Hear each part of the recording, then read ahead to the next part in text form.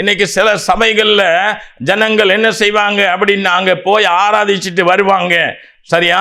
ஆனா எனக்கு கொடுக்கப்பட்டிருக்கிற அந்த யாவை எழுப்புதல் ஊழியங்கிற அந்த சபைக்கு வரும்போது அவங்க அந்த ஆராதனை வேலையில அமர முடியாது.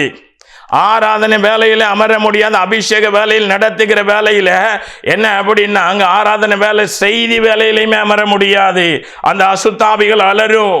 ஆமா, அதாவது பில்லி சுனி மாந்திரிக அலரும். அங்க அமர விடாதபடிக்கு ஆண்டவர் என்ன செய்வாங்க, அப்படிப்பட்ட மகிமை இறங்கும் போது என்னது அங்க அது அமர முடியாது. தேவ பிள்ளைய இன்னும் ஒரு காரியம் நம்ம நினைக்கிறோம், பரிசுத்தாவின் அபிஷேகம் அப்படின்னா ஏதோ பாடலை திருப்பி திருப்பி வேகமா படிக்கிறதுனாலையும் இல்ல அந்த கொட்டையோ மியூசிக்கையோ இசைக்கருவிகளையோ வேக வேகமாக டெம்போவை கூட்டி அடிக்கிறதுனால என்னது அபிஷேகம் வரும் அப்படியெல்லாம் வேதத்துல சொல்லப்படலை. இதெல்லாம் ஒரு யாரோ ஒருத்தங்க ஒரு காரியத்தை உண்டு பண்ணி விட்டுட்டாங்க.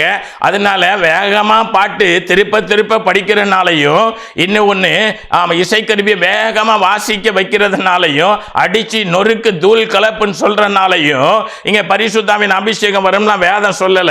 பரிசுத்த ஆவியானவர் முதலிலே இயேசு கிறிஸ்து மரித்து அடக்கம் பண்ணப்பட்டு உயிர் தெழுந்த பின்பாக 50வது நாளிலே பெந்தெகோஸ்து என்ன நாளிலே ஊட்டப்பட்டாங்க.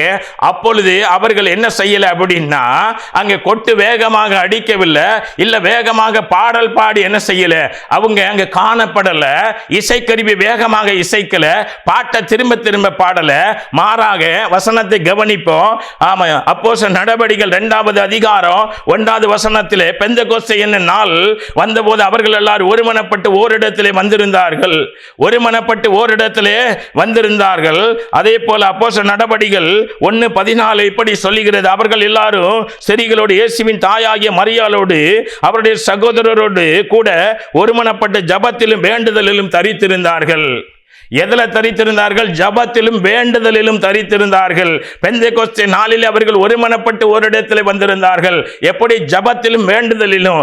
ஆமா, அதாவது சபையிலே ஆராதனை நடத்தி கொண்டிருக்கிற அதே வேளையில் ஆராதனை முடிந்து தேவ சமூகத்திலே நம்முடைய தேவன் நமக்கு தந்த அந்த அபிஷேக வல்லமையினாலே நிரம்பும்படியாக இசைக்கருவினாலே அபிஷேகம் அல்ல, நாம் ஜபத்திலும் வேண்டுதலிலும், அதாவது அந்த ஆராதனை பகுதி முடிந்து அந்த பகுதியில் காணப்படும் போது தேவ ஆவியானவர் நம்ம எங்க ஆராதனை நடத்தும் போது நம்ம கூட தேவ ஆவியானவர் இருக்கிறார் அப்படின்னா நாம் தேவனுடைய மனுஷரானால் தேவன் நம்மோடு கூட நான் உன்னை விட்டு விலகுவதில்லை, உன்னை கைவிடுவதில்லை.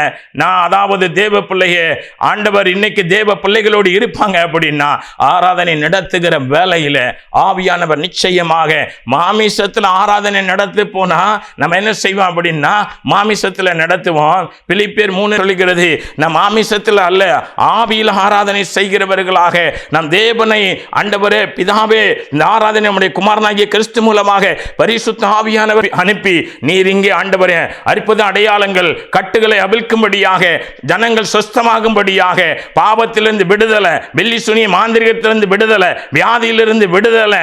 ஆமா, இதெல்லாம் தேவன் அவர் அதாவது நமக்குள்ள இருப்பாரையானால் அந்த ஆவியானவர் என்ன செய்வாங்க அப்படின்னா 7 பொன் குத்து விளக்கு மத்தியிலே உலாவின தேவன் நம்முடைய சபைகளுக்குள்ளே உலாவுவாங்க.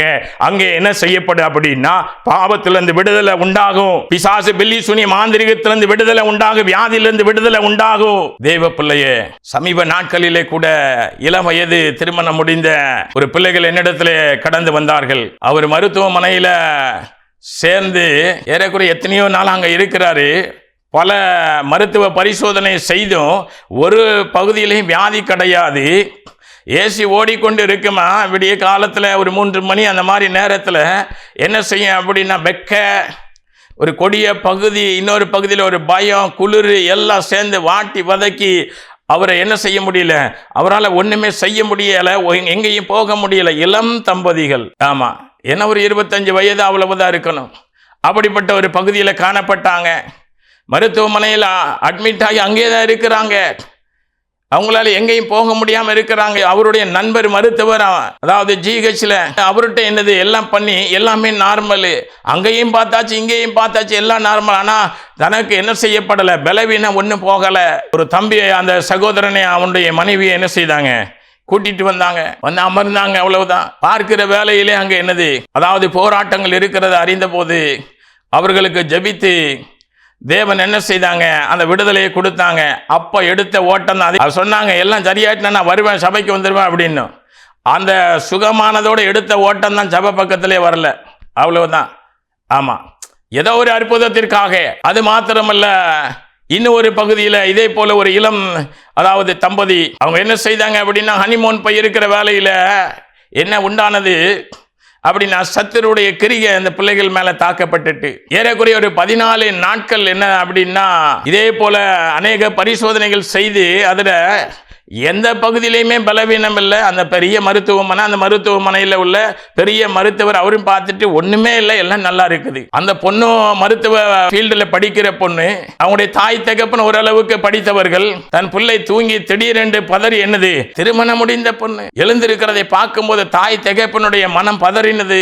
திருமணம் முடிந்து இது என்ன இப்படி காணப்படுகிறது என்று மருத்துவர் செய்து பார்த்தார்கள். 14 நாட்கள் வரை ஒண்ணுமில்லை, எந்த பரிசோதனையில ஒண்ணு தெரியவில்லை, நல்லா இருக்கிறாங்க.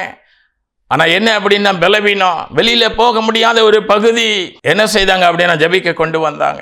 பார்க்கும் போதே அவங்க கட்டப்பட்டு இருக்கிறத தேவன் என்ன வெளிப்படுத்தி அவங்களுக்கு ஜெபிக்க கர்த்தர் என்ன செய்தாங்க, ஜெபித்த மாத்திரத்தில் அவங்களுக்கு கிருபையாக விடுதலை கொடுத்தாங்க. தேவ பிள்ளைய இப்படி பல பகுதியை நம்ம சொல்லிக்கிட்டே போகலாம்.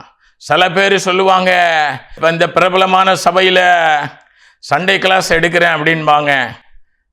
சரியா? சரி, நீங்க சண்டே கிளாஸ் எடுக்கிறீங்க, அதெல்லாம் கரெக்ட். ஆனா நீங்க கட்டப்பட்டு இருக்கிறீங்க. நானா?